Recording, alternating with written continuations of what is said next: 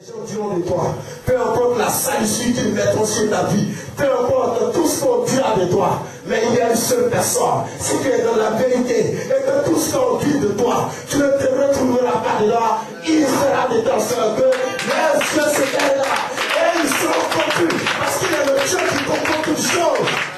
Il appelle à l'existence ce qui n'existe pas comme si elle existait. Frère, sœur, la parole de Dieu est une puissance. Elle est révélatrice. Dieu est puissant. Si tu n'as pas encore expérimenté, laisse-moi te parler parce que j'ai expérimenté la main de Dieu. J'ai expérimenté la voix de Dieu. J'ai expérimenté celui qu'on appelle l'Éternel des armées. Et tant que tu n'as pas expérimenté, tu peux venir à l'église pour te balader. On va t'appeler au téléphone pour que tu viennes à l'église. Mais quand tu as une alliance avec le Seigneur, et tu sais, là où tu passais, Dieu t'a ressuscité de là, quel que soit ce qu'on dira de toi, tu dis, personne ne me fait séparer de l'amour du Seigneur.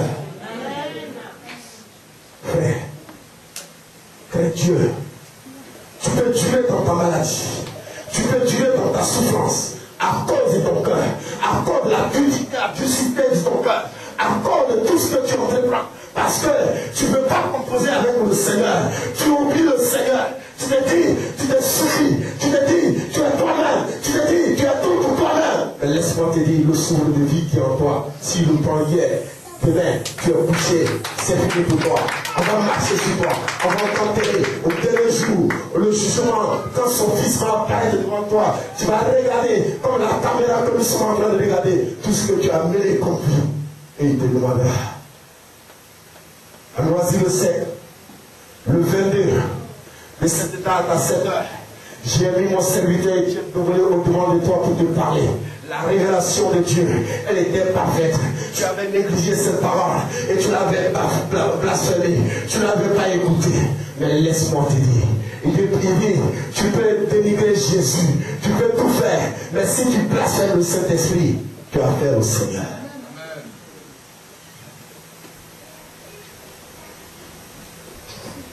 Je suis révolté ce matin. Je suis révolté ce matin. Parce que l'Esprit de Dieu ne dort pas. Dieu veut parler à son peuple. Dieu veut se révéler à son peuple. Dieu veut se révéler à nos nations. Dieu veut se révéler au peuple de Dieu. Tout ceci se passe dans les nations, dans les églises. C'est la chair. Dieu n'est pas dedans. Dieu n'est pas dedans. La crainte de Dieu, c'est parler son peuple. Dieu assis sur son trône et son cœur. C'est, si tu savais combien de fois, oui, le Fils de Dieu a saigné pour toi. Tu n'allais pas t'amuser avec le Seigneur. Y a-t-il quelqu'un? Y a-t-il quelqu'un? Pour dire, je vois en français. Chacun fait ce qu'il veut. Chacun dit ce qu'il veut. Aucune crainte de Dieu n'est plus dans les communautés. On fait tout chaud par la chair. On fait tout chaud par la chair. On marche aujourd'hui avec le cœur. Demain on dit voilà c'est toi qui es là. Sans la révélation parfaite de Dieu. Tout est dans la chair. Mais laisse-moi te dire ce matin. Dieu est assis sur son trône. L'Éternel des armées est assis sur ton trône. Le Dieu d'Israël est assis sur ton trône. Et son cœur fait. L'humanité va passer par le jugement. L'humanité va passer par le jugement. Qu'ils veulent ou pas. Faites tout ce que vous voulez. Je suis assis et je regarde les nations. Je regarde parce que je suis l'Éternel. Je suis l'Éternel. Toute chose m'appartient. Toute chose a été créée par moi. Et personne ne peut changer ma révérence. Comment ne m'arrive que de choc à ma vie. Oh le sac à ma vie de Solomon Lyon. Il m'a dit que de choc le riz papa Shabbat. Oh sac papa. Ils sont comme le Shabbat. Oh Seigneur, ta grâce. Alléluia. Qu'est-ce que la grâce de Dieu? Qu'est-ce que la crainte de Dieu? C'est vrai. Nous parlons de la crainte de Dieu. Mais qu'est-ce que la crainte de Dieu? Qu'est-ce que la crainte de Dieu? Parce que tant que tu ne comprendras pas ce que c'est la crainte de Dieu, tu seras toujours dans ta position. Mais il est le Dieu qui apprend sa crainte. Si tu corresponds, si tu composes avec le Saint-Esprit, il te montrera comment faut avoir la crainte de Dieu. Il t'enseignera, il te parlera toujours. Ne marche pas ceci, ne va pas là, ne fais pas ceci. Tout croire que tu composeras avec lui. Le Saint-Esprit, c'est un gentleman. Et tant que tu ne l'invites pas dans ta vie, tant que tu ne composes pas avec lui, il est assis, il te regarde, il te laisse faire tout ce que tu as envie de faire. Mais c'est quand tu vas mordre des dents et tu vas regarder dans les cieux. Et tu diras, est-ce qu'il y a un Dieu? Oui, il y a un Dieu. Qu'est-ce que la crainte de Dieu? La crainte de Dieu n'a rien à commun avec la terreur que nous inspirent les dominateurs, les gourous dans les églises et dans le monde politique. On les appelle les dictateurs. Ça n'a rien à voir avec la crainte de Dieu. Aujourd'hui, l'homme a pris la place de Dieu dans l'église. Et Dieu, il est là, il nous regarde. Nous chantons, il a pitié de nous. Tout ce que nous voyons comme petite manifestation, c'est rien. Parce que nous avons vu dans la Bible comment Dieu a guéri les gens. La Bible déclare des gens comme des pierres qui étaient des pécheurs. Pierre passait simplement et son ombre touchait les malades étaient guéris. Pourquoi nous, on ne peut pas arriver à ce stade alors qu'aujourd'hui nous avons le Saint-Esprit avec nous? Parce que nous marchons dans la chair, nous n'avons pas la grâce de Dieu. La dictature, on impose des choses qui ne sont pas de Dieu, à l'humanité et au peuple.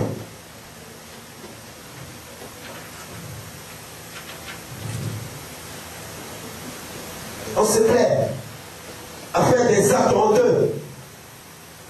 Et quand personne ne nous voit pas, nous avons la conscience tranquille. Parce que personne ne nous a vus. Et nous sommes assis dans le confort.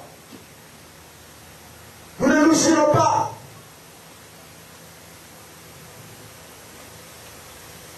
Nous avons plutôt peur des hommes que de Dieu.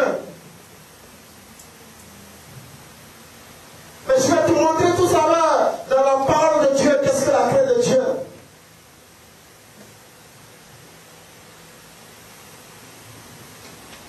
La crainte de Dieu.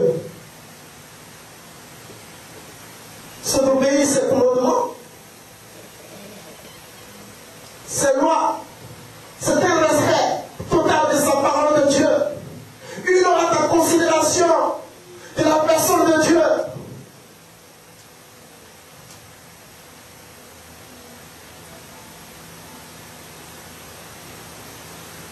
La crainte de Dieu, c'est faire la chose de Dieu, considérer la chose de Dieu sans raisonnement, sans se justifier.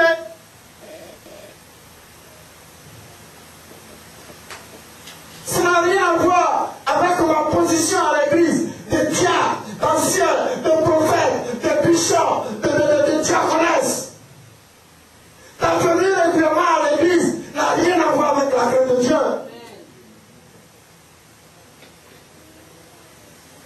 La grosse Bible n'a rien à voir avec la crainte de Dieu.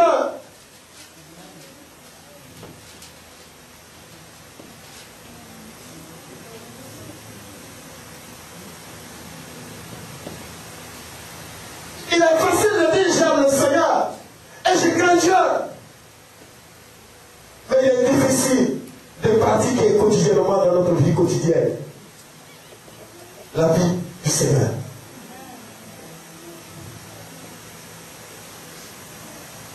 La manifestation de la grâce de Dieu se voit en préservant sa langue des choses mauvaises. Aujourd'hui, dans les églises, d'autres personnes ne peuvent pas venir à l'église parce que tellement des langues dans l'église les ont déchirées. Là, on dit des choses qui ne sont pas vérités. Les gens qui venaient dans le but chercher le Seigneur, pourquoi qu'ils ont vivier à l'église?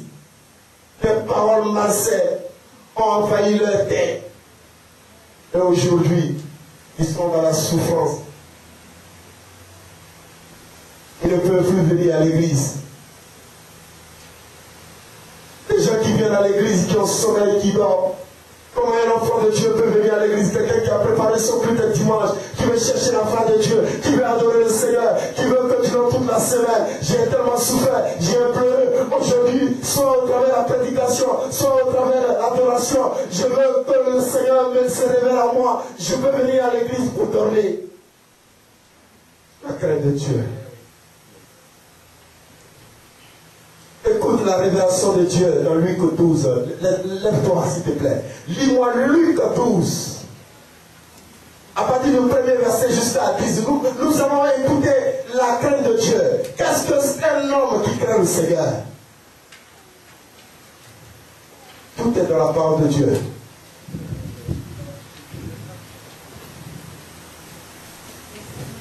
Luc 12. À partir du premier verset jusqu'à 10. C'est pour cela que je te demandais de prendre note. Pour que ces choses arrivent à la maison, tu vas les réunir pour dire Seigneur, aide-moi et mets ta crainte en moi. Si c'est. Ouais. Si ces entrefaites, Ouais, vas-y. les gens s'étaient rassemblés par milliers au point de se craser les uns les autres. Avant tout, gardez-vous du levain des pharisiens, qui est L'hypocrisie. Qui est l'hypocrisie. Il n'y a rien de caché, qui ne doit être découvert, ni de secret qui ne doivent être connus. C'est pourquoi tout ce que vous aurez dit dans les ténèbres sera entendu dans la lumière. Et ce que vous aurez dit à l'oreille dans les chambres sera proclamé sur les toits. Je vous dis, à vous qui êtes mes amis, ne craignez pas ceux qui tuent le corps et qui après cela ne peut plus rien faire. Je vous montrerai, vous qui devez craindre, vous qui devez craindre, craignez celui qui, après avoir tué, a le pouvoir de jeter dans la géhenne. Oui, je vous le dis. C'est lui que vous devez craindre. Alléluia. Alléluia. Amen.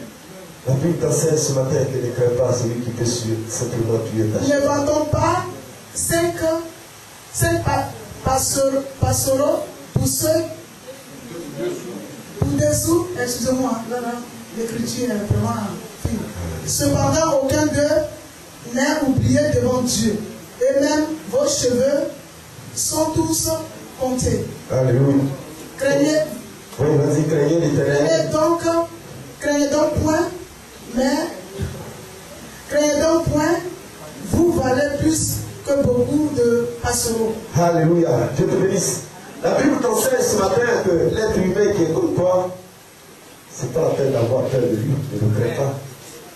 Tu peux tuer certainement ton corps, mais il est mieux de craindre celui qui peut tuer ton âme pour te jeter dans le feu. Et qui peut faire cette chose? C'est l'Éternel des armées, parce que c'est lui qui t'a créé. Il dit, il connaît le nombre des chevelures. Le sorcier est comme toi. C'est l'esprit malin qui l'a envahi simplement. Dans l'escalier du monde spirituel, le sorcier il est le plus petit. Et toi qui es chrétien, Dieu t'a donné l'autorité, tu dis à sorcier de ton frère, de ta famille, que tu n'as pas de pouvoir sur moi au nom de Jésus. Tu peux lutter peut-être avec celui qu'on appelle les résurrectiens. Tu ne le sais pas. Pour que le résurrectien règne dans leur comment on appelle leur milieu là. Dans leur milieu, ils cherchent les étoiles des enfants de Dieu. Et toi qui es femme, avant de sortir avec quelqu'un, cherche d'où il sort. Parce qu'il sait que tu es enfant de Dieu, tu as l'étoile. Quand il va partir ensemble avec toi, il prend quelque chose en toi, et de l'autre côté, il a des galons. C'est que tu ne sais pas dans le monde spirituel. C'est comme ça qu'il travaille les résolutions, les francs-maçons. La Bible conseille ce matin, un peur, craint l'Éternel des armées.